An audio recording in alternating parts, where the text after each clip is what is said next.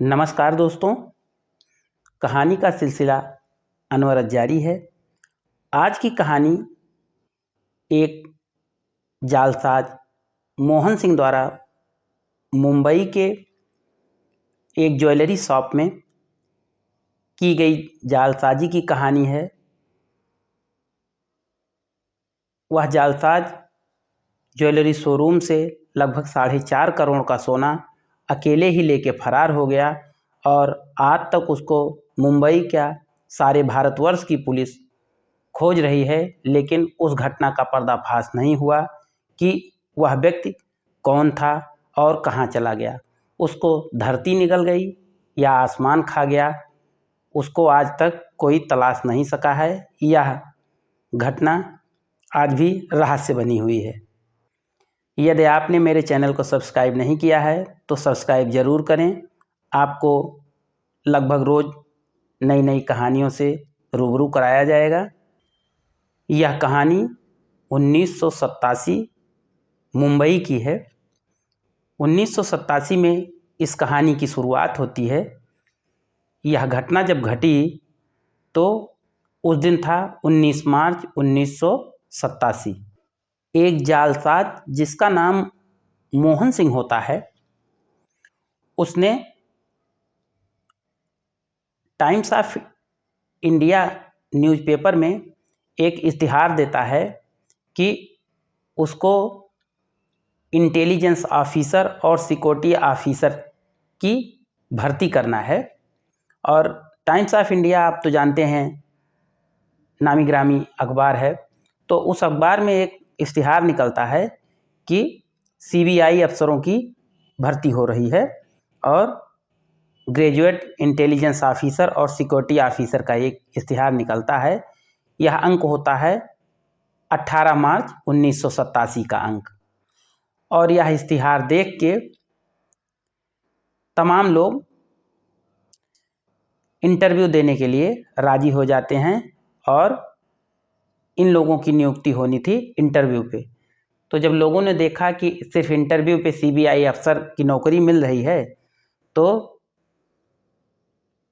बहुत लोग इंटरव्यू देने के लिए तैयार हो गए, जिन्होंने उस इश्तिहार को टाइम्स ऑफ इंडिया पेपर में देखा था। अब इंटरव्यू का टाइम रखा गया 18 मार्च 1987 का। 18 मार्च 1987 को एक रूम बुक किया जाता है, रूम नंबर 415। और यह होटल होता है 5 स्टार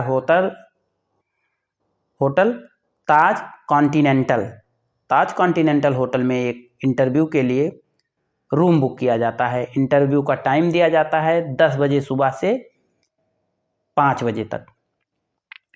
सुबह 10 बजे 18 मार्च को कैंडिडेट इंटरव्यू के लिए आने शुरू हो जाते हैं और इंटरव्यू लेने के लिए मोहन सिंह बैठा होता है अंदर होटल में। सुबह से इंटरव्यू शुरू होता है और इंटरव्यू शाम तक चलता रहता है। लगभग 1500-2000 लोगों ने इंटरव्यू दिया। उस इंटरव्यू में से जिन लोगों ने इंटरव्यू दिया, उसमें से 26 लोगों का सिलेक्शन होता है।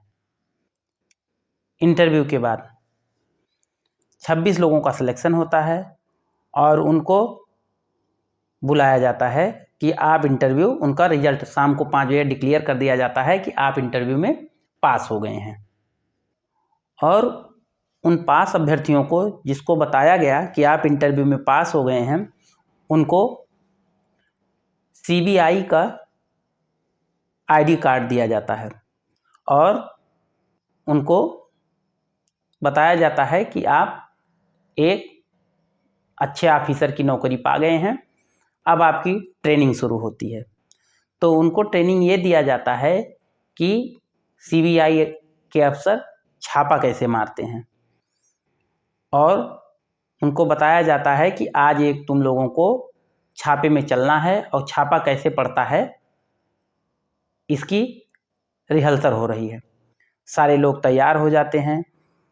उन सब लोगों को 19 मार्च 1987 को उसी होटल में ताज कॉन्टिनेंटल में बुलाया जाता है और सब कुछ बताया जाता है, आईडी कार्ड दिया जाता है और कहा जाता है कि हमारे साथ चलना है छापा में।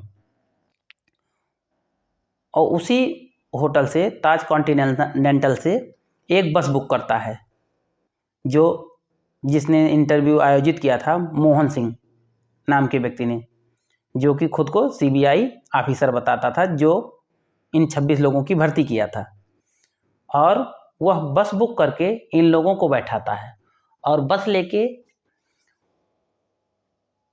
वह पहुंचता है मुंबई के Tribhuvandas Bhimji Zaveri and sons jewellers के शोरूम पे। यह शोरूम उस समय मुंबई का माना जाना ज्वेलरी का शोरूम हुआ करता था, जिसके मालिक प्रताप जावेरी थे।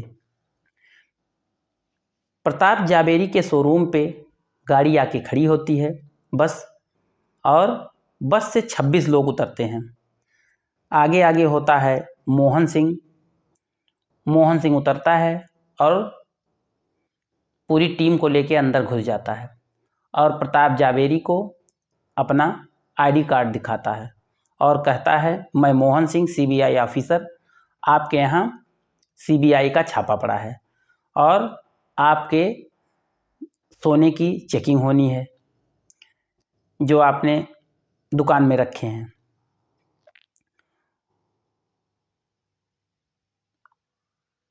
जब यह छापा पड़ता है तो प्रताप जावेरी घबरा जाते हैं कि सीबीआई का छापा पड़ गया है और उनको कहा जाता है कि ये शटर नीचे गिरा दीजिए और किसी को कोई फ़ोन कॉल करने की अनुमति नहीं दी जाती है। प्रताप जावेरी के पास एक लाइसेंसी रिवाल्वर भी थी, तो सबसे पहले लाइसेंसी रिवाल्वर को जब्त कर लिया जाता है और मोहन सिंह जो सीबीआई अफसर बना था उस रिवाल्वर को जब्त करके अपने बैग में रख लेता है और सारे सीसीटीवी कैमरे उस समय बंद करा दिए जाते हैं। फिर आगे शुरू होता है काम। उस दुकान के सारे कर्मचारियों को लाइन से खड़ा कर दिया जाता है और कहा जाता है कि कोई समस्या ना उत्पन्न करें, मेरा सहयोग करें। और उन 26 कर्मचारियों को लेके जिसको मोहन सिंह ने भर्ती किया था, एक एक सोने का सामान सब कुछ इकट्ठा करवा लिया जाता है उनसे और सारे सामान को अलग अलग पॉली बैग में पैक कर लिया जाता है और सब पे सीबीआई की मुहर करके सामान सारा सील कर दिया जाता है। और जितने सारे कर्मचारी थे उस ज्वेलरी शोरूम में और प्रताप जावेरी मालिक जो शोरूम के थे वो भी वहीं मौजूद थे और यह कार्यवाही लगभग 45 मिनट तक चलती रहती है। और उस ज्वेलरी शॉप में जितना सारा पैसा था, जो कुछ था, जितने सारे ज्वेलरी थे, सब एक एक करके अलग अलग पॉली बैग में सील कर दिए जाते हैं और एक सूटकेस में पैक कर लिए जाते हैं। प्रताप जावेरी के कुछ समझ में नहीं आ रहा था कि मामला क्या है। सारा सामान सील हो गया।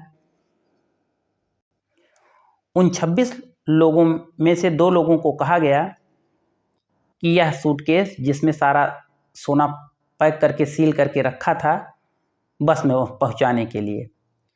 सारा सोना 2 लोग पकड़ते हैं जो सीबीआई के नकली अफसर बने थे। वह सूटकेस ले जाके बस में रख देते हैं और बस में रखने के बाद इन 26 लोगों को जिनकी भर्ती किया था, यहीं दुकान पे कहता है, आप लोग दुकान की निगरानी करेंगे और यहाँ रहेंगे। मुझे दूसरी दुकान पे ऐसे ही एक छापेमारी करनी है, मैं चल रहा हूँ। जब तक मैं आदेश ना करूँ तब तक यहाँ से हटना नहीं है। वहाँ से मोहन सिंह अकेले ही बस पे बैठता है और सारा सोना लेके फरार हो जाता है। अब लगभग 1-1.5 घंटा इंतज़ार करने के बाद न मोहन सिंह आता है, न कोई कुछ पता चलता है। फिर प्रताप जावेरी ने पुलिस को सूचना दी। जब पुलिस को सूचना दी गई तो पता चला कि ऐसा कोई छापा तो पड़ा नहीं है। और पुलिस आती है, पुलिस अपना जांच पड़ताल शुरू करती है तो पता चलता है सारा सोना लेके मोहन सिंह नाम का व्यक्ति जो सीबीआई ऑफिसर था फरार हो गया है। लेकिन सीबीआई की सारी टीम यहीं खड़ी हुई है ओपेरा हाउस के सामने। पुलिस को भी कुछ समझ में नहीं आ रहा था कि ये मामला क्या है। फिर आगे जांच पड़ताल शुरू होती है, तब ये पता चलता है कि मोहन सिंह जो सीबीआई अफसर बना था वो एक जालसाज है और अनजाने में ही ये 26 लोग जालसाजी के शिकार हो गए। और इन लोगों से जब पुलिस ने पूछताछ की तो इन लोगों ने पुलिस को अपना सीबीआई कार्ड जो मोहन सिंह ने इनको दिया था वह ये लोग दिखाने लगे। इन लोगों को पुलिस थाने ले आई, इन लोगों से पूछताछ करने लगी तो इन लोगों ने सारा मामला बताया कि कैसे हम लोगों का इंटरव्यू हुआ, कैसे हम लोगों को छापेमारी का रिहर्सल करने के लिए यहाँ लाया गया था।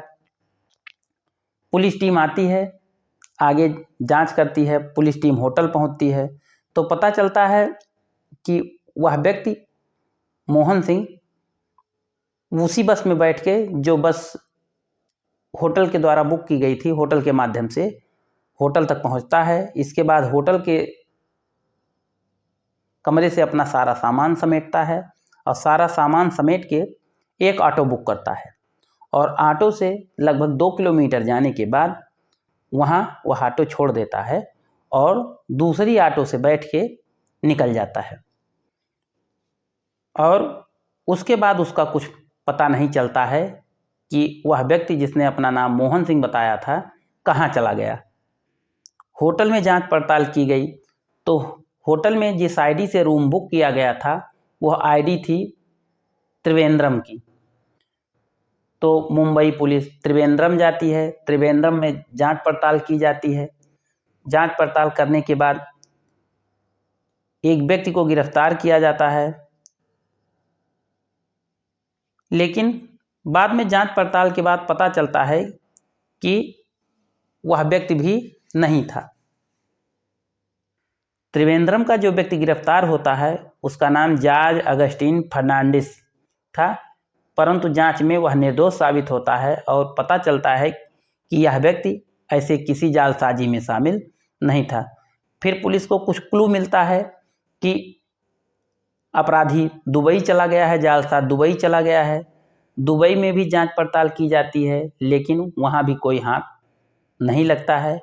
इस तरीके से लगभग 4.5 करोड़ रुपए की डकैती करके एक अकेला जालसाज बहुत शार्प तरीके से निकल जाता है और किसी को कुछ नहीं पता चलता है कि वह व्यक्ति कहाँ गया, कौन है, किसने किया।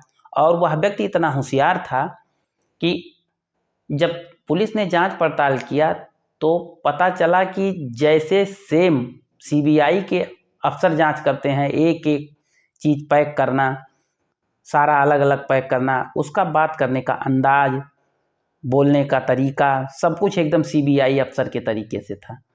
तो जांच पड़ताल की गई कि कहीं ना कहीं यह व्यक्ति सीबीआई के किसी माध्यम से जुड़ा हुआ है, जो सारी हरकत जानता है कि सीबीआई कैसे काम करती है या कैसे किसी छापे को अंजाम देती है। और यह कारनामा वो 1 साल पहले भी करने के फिराक में था। पता चला कि 1986 के अखबार में भी ऐसा ही एक इश्तिहार दिया गया था, लेकिन पुलिस और सीबीआई के अफसरों को यह बात पता चल गई थी। तो जिस दिन यह इंटरव्यू आयोजित किया गया था उस दिन इंटरव्यू लेने वाला 1986 में की बात है, इंटरव्यूअर पहुंचा ही नहीं। तो फिर इसके बाद उसने 1 साल बाद 1987 में फिर इश्तिहार निकाला और इस घटना को अंजाम दिया। आज तक यह घटना रहस्य बनी हुई है। इस तरीके से एक जालसाज जिसका नाम कूटरचित नाम मोहन सिंह था, आज भी रहस्य बना हुआ है। आज की कहानी यहीं समाप्त होती है। मिलेंगे अगले दिन एक नई कहानी के साथ। धन्यवाद।